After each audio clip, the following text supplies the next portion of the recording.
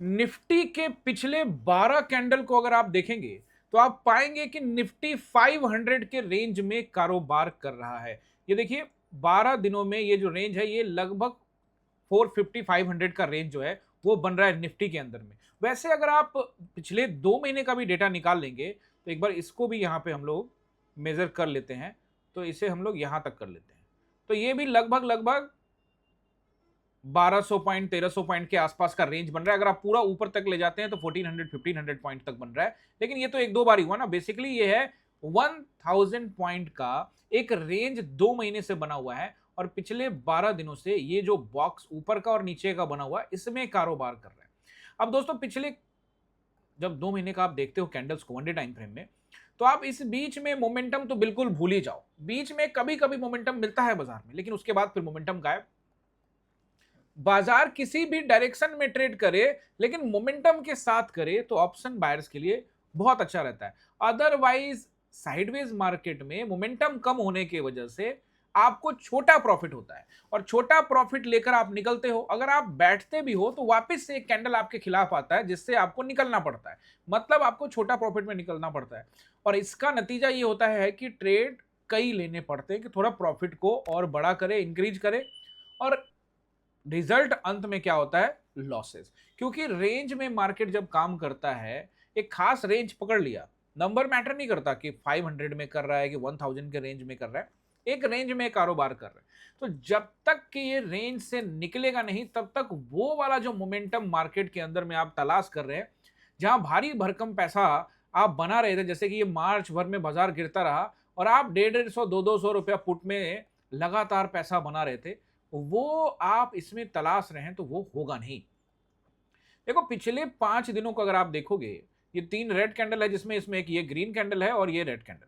तो ये जो रेड कैंडल है ये 23 जून का जब निफ्टी की एक्सपायरी थी उस समय ये कैंडल आया था और शानदार मोमेंटम लेके आया था। उसके अगले दिन भी मार्केट ऊपर गया, शानदार तरीके से प्राइस एक्शन बना के गया। ऊपर जाने के समय में थोड़ा बाजार को सोचना पड़ता है, देखना पड़ता है, फंसा फंसा के जाता है, क्योंकि वहां बाइंग करने के लिए पैसे की जरूरत होती है, खरीदार की जरूरत होती है।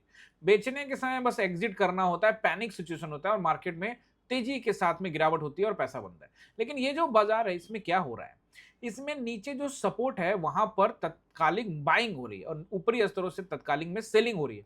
बट स्टिल मार्केट में ना बायर्स इंटरेस्टेड है ना ही सेलर्स इंटरेस्टेड है।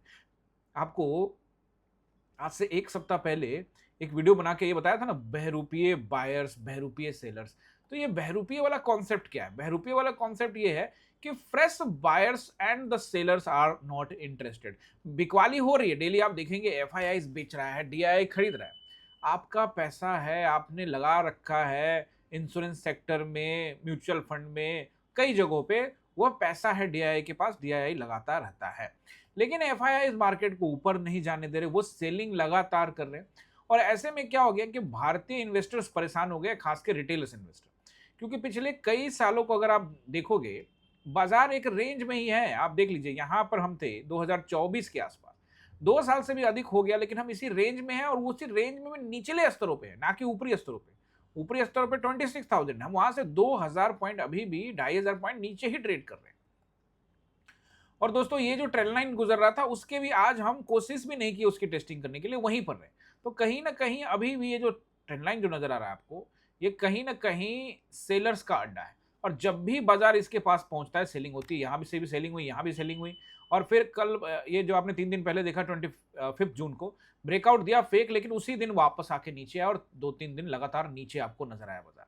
तो आज जो बाजार ऊपर चला इसका कुछ खास मतलब नहीं है, यानी कि आप इसको देखकर ये नहीं कह सकते कि यहां बायर्स इंटरेस्टेड थे इसीलिए खरीदारी हुई, नहीं। ये सिर्फ ट्रैपिंग हुई, क्योंकि 3 दिनों से बाजार नीचे चल रहा था तो ट्रैपिंग हुई। क्योंकि नीचे जाएगा तो सेंसेक्स में, समझिए बात को, यहां नीचे जाएगा तो जो सेंसेक्स में लोग बैठे हुए होते हैं, मतलब अपने अपने पोजीशंस को लेकर, जो बेचा है जिन्होंने, उन्होंने एक रेंज तय कर लिया होगा, इसके नीचे स्टॉप लॉस लेंगे, इसके ऊपर स्टॉप लॉस लेंगे।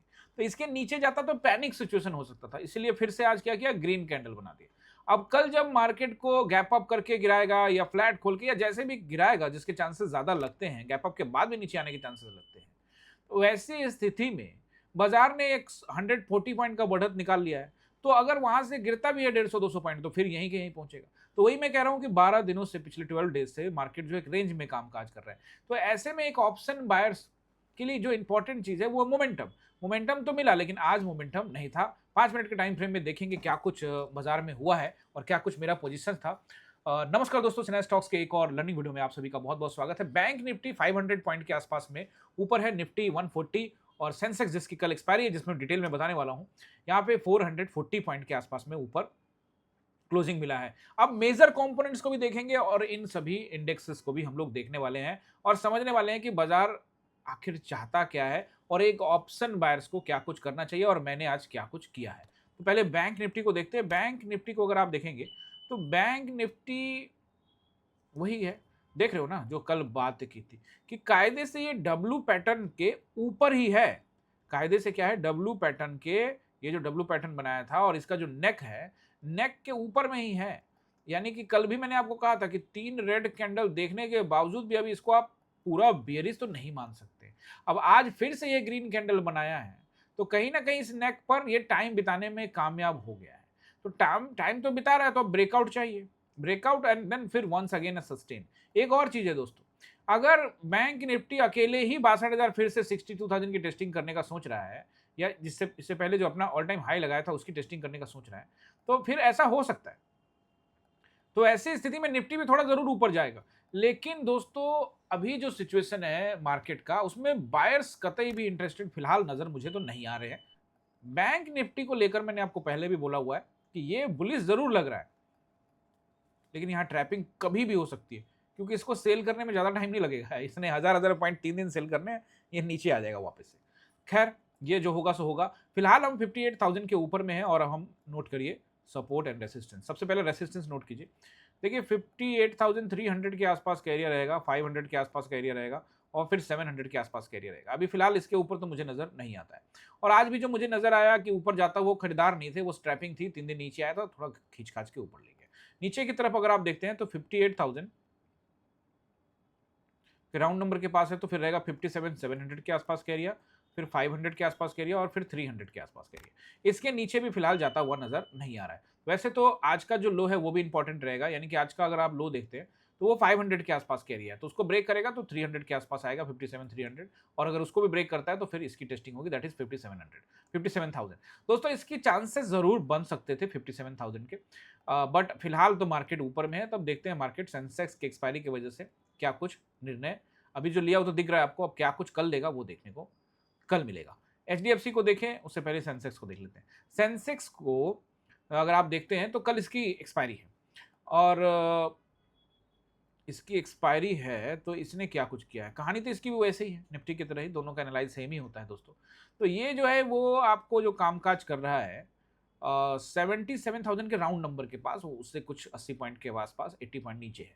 लेकिन कायदे से अगर आप देखोगे तो ये 77,000 के पास ही मंडरा रहा है। तो ऐसे में पहला जो रेसिस्टेंस मुझे यहाँ पे नजर आता है वो रहेगा 77,000 का राउंड नंबर। ब्रेक करता है तो 77,300 के आसपास का एरिया और फिर उसको भी ब्रेक करता है तो 77,500 के आसपास का एरिया।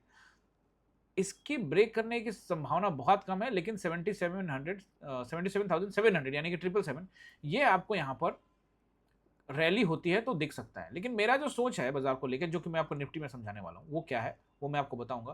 फिलहाल आप इसको नोट करिए। पहला जो नंबर मुझे सपोर्ट नजर आता है 76,700 के आसपास का एरिया, 500 के आसपास का एरिया और फिर 300 के आसपास का एरिया, ये रहेगा 300 के लिए। लेकिन उससे पहले ये जो आज का लो है और कल का लो है वो इंपॉर्टेंट है, यानी कि 400 से लेकर 300 के बीच के अंदर में आपको फिर से कोई सपोर्ट लेता हुआ नजर आए तो दिख सकता है, या फिर इस तरह से मार्केट ओपन करे, ओपन करने के बाद थोड़ा ऊपर और फिर नीचे की तरफ, ऐसा हो सकता है, जो कि मैं आपको निफ्टी में समझाने वाला हूं। तो क्लियर है दोस्तों, support and resistance for the Sensex. अब एचडीएफसी को देखते हैं। एचडीएफसी को अगर आप देखोगे तो एचडीएफसी के पास, जैसा कि मैंने आपको कल कहा था कि 800 से लेके 820 तक का एरिया रेसिस्टेंस रहेगा जब तक कि उसके ऊपर क्लोजिंग ना दे। तो इस कैंडल को देखने पर तो न्यूट्रल आपको होना चाहिए, क्योंकि इन्वर्टेड हैमर कैंडल है, तो इसके नीचे क्लोजिंग देता है तो सेलिंग आएगी और इसके ऊपर देता है तो बाइंग तो फिलहाल कम, लेकिन कम से कम ऊपर थोड़ा सा जाता हुआ नजर आएगा। फुल बाइंग तो मैं नहीं कह सकता, मतलब एक ग्रीन कैंडल बना दे तो भी ठीक है, और यहाँ इस कैंडल को अगर निकालता है तो नीचे की तरफ भी आपको जाता हुआ दिख सकता है। न्यूट्रल रहना पड़ेगा इसमें। आईसीआईसीआई बैंक को देखेंगे तो ये भी न्यूट्रल पोजीशन के साथ ही इसमें चार्ट देख के तो न्यूट्रल ही लग रहा है। और रिलायंस को देखते हैं दोस्तों, तो कहीं ना कहीं रिलायंस का कंट्रीब्यूशन रहा आज मार्केट के अंदर में निफ्टी को मैनिपुलेट करने के लिए या ऊपर ले जाने के लिए, वॉट एवर। अगर आप देखेंगे ये भी रेसिस्टेंस एरिया पे ही है दोस्तों, और जब तक इसमें 1360 फिर उसके ऊपर 1400 नहीं जाता, तब से इस वक्त ग्रीन रेड का कोई मतलब नहीं, बाहर ग्रीन के ऊपर में बिकवाली आपको देखने को मिलेगी। आज जो मेजर कंट्रीब्यूटर रहा वो रहा आपको एक्सिस बैंक, स्टेट बैंक। इन बैंकों के मदद से बैंक तो 500 पॉइंट ऊपर रहा ही, निफ्टी को भी नीचे नहीं आने दिया गया, यानी कि इन कंपोनेंट में पॉकेट्स में बाइंग हुई। मेजर कंपोनेंट्स में कुछ नहीं हुआ, एचडीएफसी वही ₹1 नीचे ही है, यानी कि माइनस में ही है, आईसीआईसी भी ₹4 के आसपास ही ऊपर है, तो यहाँ कुछ खास उतना बड़ा नहीं हुआ।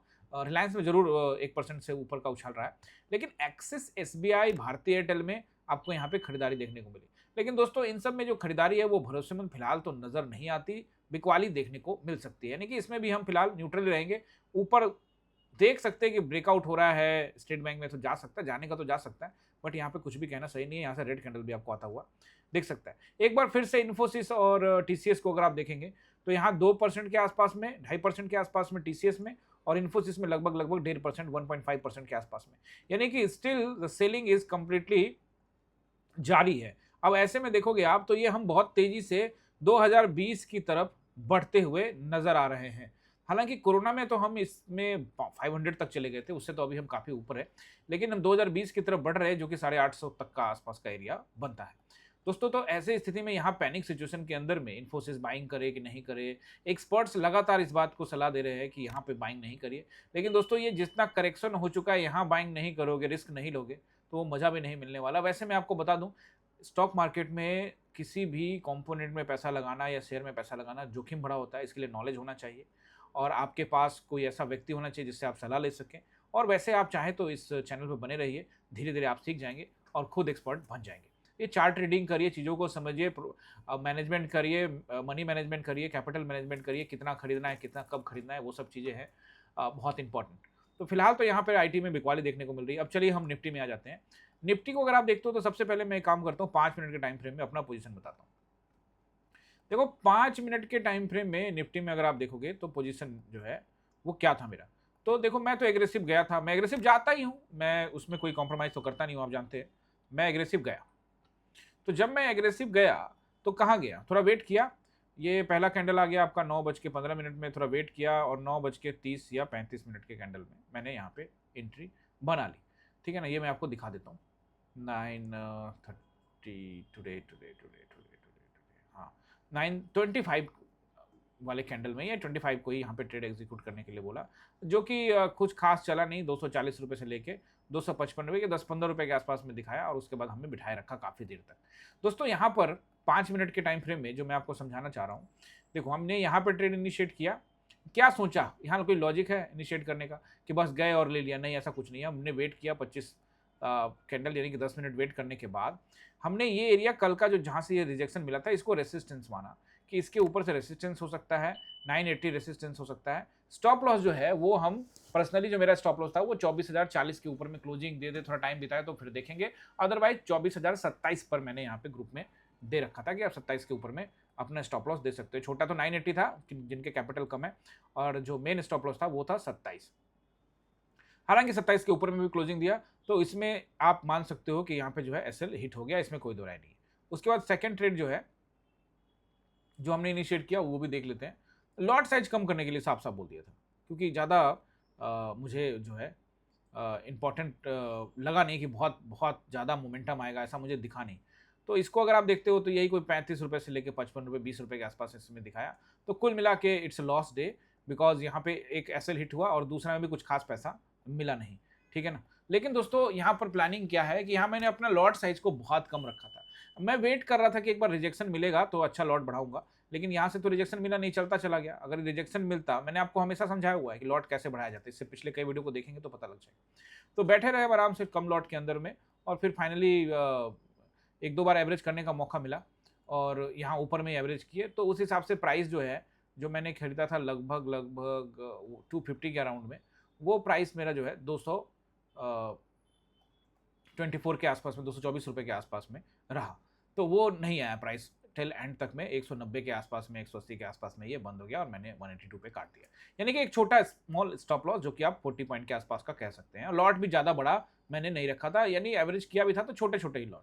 अभी तक पूरे पत्ते नहीं खोले क्योंकि बाजार में जब मोमेंटम होता है तभी मैं पत्ते खोलता हूँ। यही गेम है जो आपको समझना पड़ेगा, यही सेटअप है जो मैं आपको समझाता हूँ कि बाजार को देखते हुए मैं ये निर्णय लूँ कि मैं यहाँ पैसा कितना लगा सकता हूँ, और अगर लगाऊं तो फंस गया तो कितना जाएगा। मार्केट में मोमेंटम अच्छा हो, रेसिस्टेंस से बार बार गिरावट, तेज गिरावट हो रही हो, तब वहां पे लॉट साइज को बढ़ाया जा सकता है, क्योंकि वहां ट्रैप भी हो गए ना तो फिर दोबारा मौका बढ़िया मिल जाएगा, क्योंकि मार्केट में मोमेंटम है। लेकिन ऐसे बाजार में ट्रैप होने के बाद कोई फायदा नहीं होता, बस डीके करता रहता है और लॉस यहाँ पे अच्छा लगने लग जाता है कि भैया पहले 10,000 का लॉस हो रहा था ना, अब तो नीचे आ गया 2,000, 8,000 का ही हो रहा है, तो 10,000 तो देख ही चुका हूं तो मैं बैठ ही सकता हूँ। फिर 5,000 पे लॉस आ जाएगा, मैंने कहा अरे भाई 10,000 का लॉस था, 5,000 पे आ गया तो आराम से बैठते, कोई दिक्कत नहीं। फिर उठा के ले जाएगा आपको वहां से 12,000, आपको डर लगेगा, लेकिन फिर क्या होगा, आप वेट करेंगे, यही होता है ना एवरेज करते करते वेट करेंगे, और फिर आएगा 12,000 से सीधे आ जाएगा 8,000 पे। आप बोले अरे तो 12,000 देख चुके हैं। वही आपका मन जो पहले 10,000 देखकर विचलित हो रहा था, अब 10,000 देखकर विचलित नहीं हो रहा, क्योंकि आपने 12,000 का लॉस देख लिया, अब आपको कोई दिक्कत नहीं है। उसी तरह से वो फिर से वापस आएगा, 7,000 का लॉस दिखाएगा, 5,000 का लॉस दिखाएगा, और फिर वापस से ऊपर अब आपको 14-15,000 का लॉस दिखाना स्टार्ट करेगा। तो आपको लगेगा यार अब तो 14-15 देख ही लिया, अब तो 10 ही दिख रहा है, तो आपको वो 10-12 भी अच्छा लगने लग जाएगा। तो इसको कहते हैं लॉस को पसंद करना। ये होता है, साइकोलॉजी है ना ये, क्योंकि मार्केट रेंज में है और आप एवरेज पे एवरेज कर रहे हैं और मार्केट नीचे गिर ही नहीं रहा, या फिर आपका जो ट्रेड जिस डायरेक्शन में उसमें जा ही नहीं रहा, तो फिर ऐसे में लोग एवरेज करते हैं और फंसते हैं। तो मैंने आपको हमेशा कहा कि एवरेज 2 बार ही करने का, उसके बाद करने का नहीं। और वैसे भी मैंने जो आज एवरेज किया वो गेम कुछ और था। आज जो मैंने एवरेज किया, जितनी क्वांटिटी में काम करता हूँ उसको ब्रेक करके किया। ये मैं आपको एक स्ट्रेटजी समझा देता हूँ। जैसे मान के चलो एग्जांपल के रूप में कि आप 10 लॉट में ट्रेड करते हो, और अगर आपको आज डाउट लग रहा है कि यार मार्केट थोड़ा घुमाएगा, साइडवेज रहेगा, तो इसको तोड़ कर करो। पहले कर लो आप 3 कर लो, फिर ऊपर गया फिर 2 लगा लो, फिर 2 लगा लो, करते करते ऐसे करके करो। जिस दिन बाजार में मोमेंटम है पूरा इकट्ठे मारो। इससे क्या होता है ना कि आपको प्राइस भी अच्छा बीच का एवरेज प्राइस मिल जाता है, और लॉट एवरेज करने का जो आप था कि भाई एवरेज करेंगे वही। अब यहाँ सोच रहे हो कि 10 में गए तो 10 और एवरेज करे, 10 और एवरेज करे, 10 और एवरेज करे, तो ऐसे में आपका नुकसान हो सकता है। ये सब कुछ चीजें हैं जो आपको समझना पड़ेगा। अब आ जाइए, पोजीशन मैंने आपको बता दिया। अब आ जाते हैं हम लोग यहाँ पे निफ्टी में। तो निफ्टी को अगर आप देखते हो तो पहला जो मुझे यहाँ पे रेसिस्टेंस नजर आता है वो रहेगा 24,000 का राउंड नंबर, अगर गैप डाउन होता है तो। अदरवाइज 24,060, लेकिन मेन नंबर जो है जहां से अगर जाता है गैप अप से या जैसे भी, 24,100 से लेके 160 तक का एरिया। इसमें जो मेजर नंबर है वो 108 लिख लीजिए, 108, 133, 140, ये सब मेजर नंबर है जहां से बिकवाली आपको, अगर टेस्टिंग हुई इसकी तो बिकवाली देखने को मिल सकती है। जब अगर ब्रेक करना है तो टाइम बिताना पड़ेगा। क्लियर हो गया। अब ऊपर 24,160 ऐड करते हो, एज देते हो तो 260 रख सकते हो, यानी कि इसका हाई वो भी अभी यहाँ से 260 पॉइंट ऊपर है। पिछले कुछ दिनों के बाजार को देखते हुए इस तरह के बड़े बड़े कैंडल बन रहे हैं तो बन भी सकता है। ओके, नीचे की तरफ अगर देखते हैं तो पहला जो मुझे नंबर नजर आता है वो रहेगा 960, ब्रेक करता है तो 860, और उसको ब्रेक करता है तो 800, यानी कि ये जो एरिया है इसको भी अभी ब्रेक करने से तत्काल में बचता हुआ बाजार नजर आएगा। इसको बेचता है तो लोग अपना पोजीशन लेके जो यहाँ बैठे हैं बड़े प्लेयर्स, वो काटेंगे और फिर काटेंगे या फिर कवर करेंगे, और फिर ये तेजी के साथ आपको कवर करेंगे तो पूरा फुल स्पीड में आएगा, काटेंगे तो धीरे धीरे धीरे धीरे करके आएगा और मजबूती के साथ आएगा। ये हो गया क्लियर आपको, सपोर्ट भी क्लियर हो गया, रेसिस्टेंस भी क्लियर हो गया। तो ये कुछ बेसिक चीजें थी जो मैंने आपको बताया कि मोमेंटम बड़ा इंपॉर्टेंट है, और अगर मोमेंटम चला जाता है बाजार में आपको मोमेंटम नजर ना आए तो आप एवरेज ज्यादा मत करो, अपने पैसे को बचाओ, कम उसी को छोड़ दो, कुछ नहीं होता। एक्सेप्ट कर लो कि भैया होने वाला है, आज लॉस होगा, ज्यादा एवरेज करने की जरूरत नहीं है।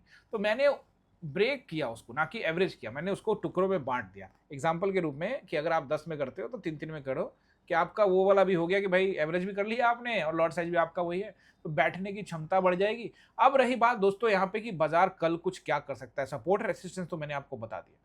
देखो ऐसे सिचुएशन के अंदर में अगर आप कॉपी पेस्ट देखते हो तो पिछले मंगलवार को 23 जून को बाजार नीचे आया था, उसके बाद अगले दिन ऊपर गया। उसी तरह से कल भी यानी कि 30 जून को मंथली एक्सपायरी के दिन बाजार नीचे आया और आज आपको ऊपर जाता हुआ नजर आया। स्टिल यहाँ पर इस पिछले कैंडल के ऊपर में क्लोजिंग नहीं दिया है। लेकिन दोस्तों ऐसे कैंडल जो है रेड कैंडल बॉडी के अंदर में, अगर ये आप देखते हो कि एक छोटा बेबी कैंडल आ रहा है, इसका एक विक बाहर आ गया, अगर विक नहीं होता तो ये पूरी तरह से आपको एक बुलिश हरामी पैटर्न दिख रहा होता है। लेकिन बुलिश हरामी पैटर्न का फायदा होता तब जब वो निचले स्तरों पे बनता है। हालांकि यहाँ भी फायदा हो सकता है, तो फिर इसके ऊपर जाके क्लोजिंग भी तो देना पड़ेगा, इतना आसान नहीं होने वाला, क्योंकि दोस्तों अभी फिलहाल तो मार्केट पिछले कई दिनों से साइडवेज है, ये आपको समझना पड़ेगा। आई होप कि आपको सब कुछ समझ में आया होगा। फिर भी आपका कोई क्वेश्चन रह जाता है, कोई क्वेरी रह जाता है, तो आप जरूर कमेंट बॉक्स में टाइप कीजिए। मैं आपके सवालों को, आपने जो भी कमेंट किया है उसको फ्री टाइम में पढ़ता भी हूं, और जब मुझे कोई अच्छा सवाल आएगा तो शुक्रवार वाले वीडियो में या किसी भी वीकेंड वाले वीडियो में मैं पूरी तरह से कोशिश करूंगा कि उसका आंसर दे पाऊं। आई होप कि आपने इसको समझा होगा। चलते चलते आपसे रिक्वेस्ट है कि वीडियो अगर पसंद आता है तो कीजिएगा लाइक, 100 से ज्यादा यहाँ पे कीजिएगा कमेंट, 300 से ज्यादा कीजिएगा इसके ऊपर में लाइक, शेयर, सब्सक्राइब करने के साथ में हमारे चैनल को अभी तक नहीं किया है ज्वाइन, तो ज्वाइन बटन पे क्लिक करके एकलव्य, अर्जुन और द्रोणा प्लान को ज्वाइन किसी को एक को कर सकते हैं। ओके दोस्तों, आई होप कि सब कुछ समझ में आया होगा। आया है तो लाइक, कमेंट, शेयर कर दीजिएगा। मिलते हैं किसी और वीडियो में। आप सभी का बहुत बहुत धन्यवाद।